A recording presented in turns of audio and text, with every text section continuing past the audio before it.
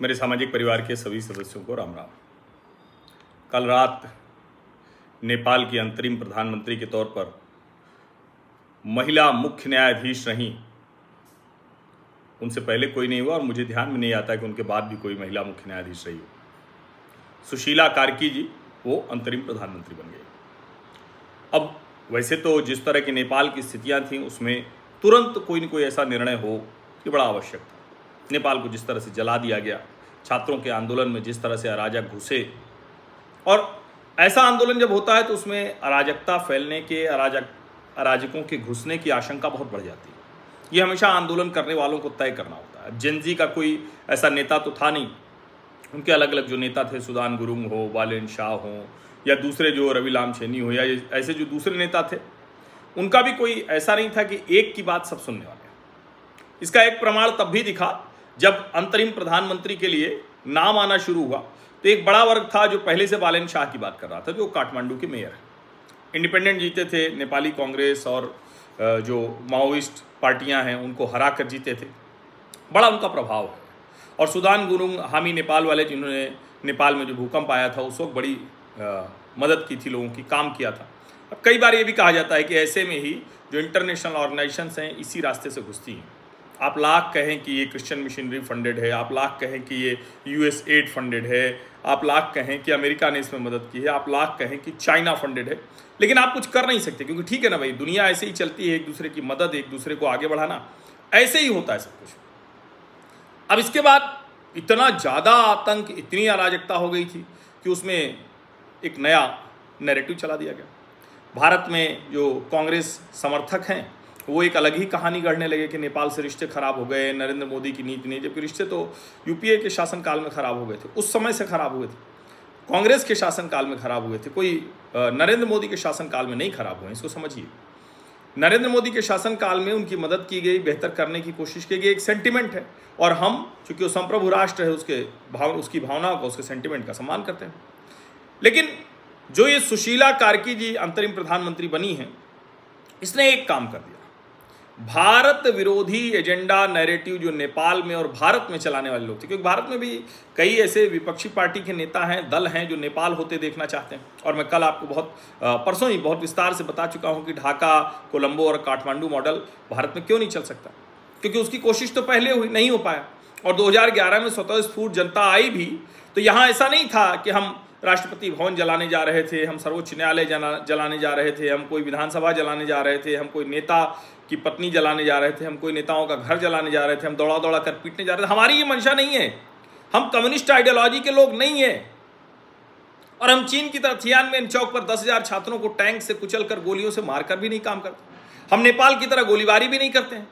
हमारा बड़ा एक, जिसको कहे ना कि बरसों का लोकतंत्र का ट्राइड टेस्टेड फॉर्मूला है, और हम उस फॉर्मूले को बहुत अच्छे से काम करते हुए आगे बढ़ते रहे। अब सवाल ये है कि जो सुशीला कार्की की बात है, मैं उसको क्यों ये कह रहा हूं कि भारत विरोधी नैरेटिव एजेंडा ध्वस्त हो गया, इसलिए मैं कह रहा हूं सुशीला कार्की जी वैसे तो नेपाल में वो चीफ जस्टिस तक पहुंची, उनकी अपनी योग्यता है, सब कुछ है, लेकिन भारत से रूट उनके बड़े मजबूत वाले, उनकी जड़ें बड़ी गहरी हैं भारत में। वैसे तो जितने कम्युनिस्ट नेता हैं उनकी भी जड़ें भारत में गहरी थी, लेकिन वो सारे के सारे भारत विरोधी ही लग गए, क्योंकि उनकी जड़ें भले भारत में थी, लेकिन वो जेएनयू में थी। सुशीला कार्की जी की जड़ें भारत में है, बीएचयू में है। वो बीएचयू जो महामना मदन मोहन मालवीय, पंडित महामना मदन मोहन मालवीय, उन्होंने जो बीएचयू बनाया था, बनारस हिंदू यूनिवर्सिटी, उस हिंदू यूनिवर्सिटी से पढ़कर एक हिंदू नेता के तौर पर हो गई। और नेता तो वो थी नहीं, वो तो चीफ जस्टिस बनी, लेकिन उनके मन में वो भावना थी। और इसीलिए जब वो बात कर रही थी तो बड़ा स्पष्ट तौर पर कहा कि भारत और नेपाल वो तो एक ही जैसे हैं। जैसे किचन में बर्तन है तो दो बर्तन लड़ते हैं तो आवाज आती है, लेकिन वो एक ही किचन के बर्तन हैं, एक ही रसोई घर के बर्तन हैं, और भारत और नेपाल अलग नहीं, ये एकदम स्पष्ट है। अब चाहे आप कुछ भी कहें, लेकिन किसी भी तरह से, चाहे आप मिथिला प्रदेश को आगे जाते हुए देखें, चाहे आप कहें कि सीता माता का स्थान कहाँ है, बिहार में या नेपाल में, ये सब हो सकता है। लेकिन जब आप कहते हैं कि भगवान राम का जन्म अयोध्या में नहीं कहीं और में हुआ था, तो ये कम्युनिस्ट मेंटलिटी, उसको ध्वस्त किया। एक बड़ा वर्ग जो राजशाही चाहता है वो पूरी तरह से भारत के साथ है। इस वक्त मनीषा कोइराला का वो पुराना वीडियो भी बड़ा वायरल हो रहा है, जिसमें वो कह रही हैं कि हमारा एक हिंदू देश था, हमारी पहचान हिंदू देश के तौर पर थी। और जब हम हिंदू देश थे, इसको आप समझिए, आज भी 90% हिंदू हैं, 81% हिंदू, 9% बुद्ध और बाकी 10% में सब हैं। इधर अभी थोड़ा मुस्लिम आबादी बढ़ी है, उसमें पाकिस्तान का भी रोल माना जाता है, उसमें जो भारत से भी जो मुस्लिम है वो भी बढ़ने का माना जाता है। जो भारत नेपाल सीमा है उस पे बॉर्डर पे किनारे किनारे किनारे किनारे मदरसों की बड़ी श्रृंखला हो गई है, मदरसे मस्जिद बन गए हैं, समझ में नहीं आता कहाँ से आ गए हैं ऐसे मदरसे मस्जिद मजार। फिर याद आता है कि हमने देखा तो था उत्तराखंड में, जब पुष्कर सिंह धामी ने उनको देखा तो मजार तो थी, मजार में कोई था ही नहीं, without skeleton there is a मजार, तो इसका मतलब है कि सब साजिश थी, वो लैंड जिहाद जो कहा जाता है वो था। लेकिन यहाँ कई तरह की चीज़ें, और मैं बार बार कहता हूँ कि अमेरिका और चाइना का प्लेग्राउंड है, ISI वहाँ मोस्ट एक्टिव है। अभी मैं सुन रहा था एक एजेंट को, इंडियन एजेंट को, उन्होंने कहा कि दुनिया के अलग अलग हिस्सों में उन्होंने काम किया, लेकिन सबसे खतरनाक अगर एजेंट के लिए कहे, आप जनता के तौर पर हैं तो कोई दिक्कत नहीं, नेपाल एक अच्छा देश है सब कुछ, लेकिन जब आप एजेंट के तौर पर जाते हैं तो सबसे टफ वर्किंग अगर कहीं है तो वो नेपाल में। क्यों? क्योंकि दुनिया भर की खुफिया एजेंसियां उसको अपना लैब यानी प्रयोगशाला बनाकर रखती हैं, बफर स्टेट के तौर पर काम करती हैं। छोटा देश है, उस तरह से चीजें हैं तो उनको उपयोग करते हैं। और जब से राजशाही गई, राजशाही को भी हटाने के पीछे कहा जाता है कि चीन की बड़ी साजिश थी। राजशाही जब से गई तब से ये जो कम्युनिस्टों की डेमोक्रेसी आई, कम्युनिस्ट कोई डेमोक्रेटिक तो होते नहीं, उस डेमोक्रेसी ने नेपाल का बहुत नुकसान किया, और बिना किसी संकोच के। भ्रष्टाचार, ये सारी चीजें, ये सब वैसे कहते हैं, लेकिन अपने नेताओं को कुछ नहीं कर पाए, क्योंकि वो पूरी तरह से उसी में लिप्त थे, उसी में डूबे हुए थे। अब सुशीला कार्की जब बन रही है तो इसका सीधा सा मतलब यह है कि जो भारत विरोधी सेंटिमेंट क्रिएट किया था वो फैब्रिकेटेड है, मैन्युफैक्चर्ड है, वो असली नहीं है। नेपाल और भारत एक ही है, नेपाल और भारत के लोग दो संप्रभु राष्ट्र हैं, लेकिन दोनों अपने जैसे हैं, क्योंकि हिंदू रूट्स है ना, हिंदू जड़ें हैं। अब ये जो 7 घंटे की बैठक के बाद जो सुशीला कार्की को बनाया गया है, तो अब उनको राष्ट्रपति रामचंद्र पौंडेल ने शीतल निवास में शपथ दिलाई है। अभी वहाँ सिंह दरबार जला दिया था, तो नए सिरे से कार्यालय बन रहा है। 6 महीने होगा इस अंतरिम सरकार का कार्यकाल।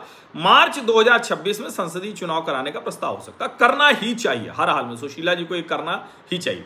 जो हिंसा के जिम्मेदार हैं उन पर कार्रवाई के लिए न्यायिक आयोग बनेगा, सुशासन के लिए भ्रष्टाचार निवारक आयोग बनेगा। बैठक में राष्ट्रपति के साथ जो सेना प्रमुख जो सिंडेल, कानूनविद आर्याल, कार्की, जैन जी के भी प्रतिनिधि शामिल हुए। पहले यह था कि 3 लोग होंगे, अब हो सकता है 7 लोग हों। संसद भंग करना था, ये बड़ा जरूरी था, लेकिन जो माओवादी, नेपाल कम्युनिस्ट पार्टी माओवादी केंद्र है, वो संसद नहीं भंग कराना चाहती, उसका अपना एक था। पार्टी के अध्यक्ष पुष्प कुमार दहल प्रचंड, इन्होंने कहा कि ये ठीक नहीं। लेकिन ओवरऑल अगर कहें तो संविधान के दायरे में जो कुछ था वो सब करने का प्रयास किया गया है, और लोकतंत्र वहाँ बेहतर हो सके, ठीक किया जा सके, ये बहुत ज़रूरी है। अब इसको बहुत अच्छे से समझिए, भारत विरोधी यही साजिश थी कि कोई ऐसा व्यक्ति बने जो एंटी इंडिया हो, इसको समझिए। और भारत में भी जो कम्युनिस्ट हैं और कांग्रेस से जुड़े बहुत से लोग हैं जो उन्हीं लोगों के साथ खड़े थे। कांग्रेसियों और कम्युनिस्टों का तो साथ आप जानते ही हैं, तो उस बड़ी साजिश से हम बच गए। अब सुशीला कार्की की को चुनाव कराना चाहिए, और नेपाल के लोगों को अपने देश के लिए तो वो तय करें, राजशाही होगी, लोकतंत्र होगा, जो भी होगा, या ब्रिटिश मॉडल होगा, राजशाही के साथ लोकतंत्र होगा, जो भी हो, लेकिन हिंदू जड़ें हैं, ये ध्यान में रखें। और जो एक बड़ा वर्ग तैयार हो गया है ना, जिसको कांग्रेस के नेता, वहाँ के लोगों का वीडियो कि हम चाहे जो करें, हम नहीं हैं हिंदू, ये हैं वो हैं, ये सब बताते हैं। जब कोई आपसे कहे तो उसको आप जान लीजिए, बुद्ध भी हिंदू थे, चाहे कोई नाराज हो, चाहे गुस्सा हो, चाहे जो हो, ये सब सच्चाई है। तो जब कोई कहता है ना, तो बौद्ध, जैन, सिख, ठीक है, इन्होंने अपना तय किया, उसमें प्रवर्तक निकले, वो हमारे एक कहें कि आदर्श हैं, नायक हैं, ईश्वर जैसे हैं, लेकिन इसका मतलब ये नहीं कि हम उनको अलग अलग करके देखें। ये साजिश तो ध्वस्त करनी होगी। सुशीला कार्की जी को बहुत बहुत शुभकामनाएं। ईश्वर करे नेपाल में जल्द से जल्द सब स्थिति सामान्य हो, हम भी पशुपतिनाथ का दर्शन करने जल्दी जाएं। बहुत बहुत धन्यवाद।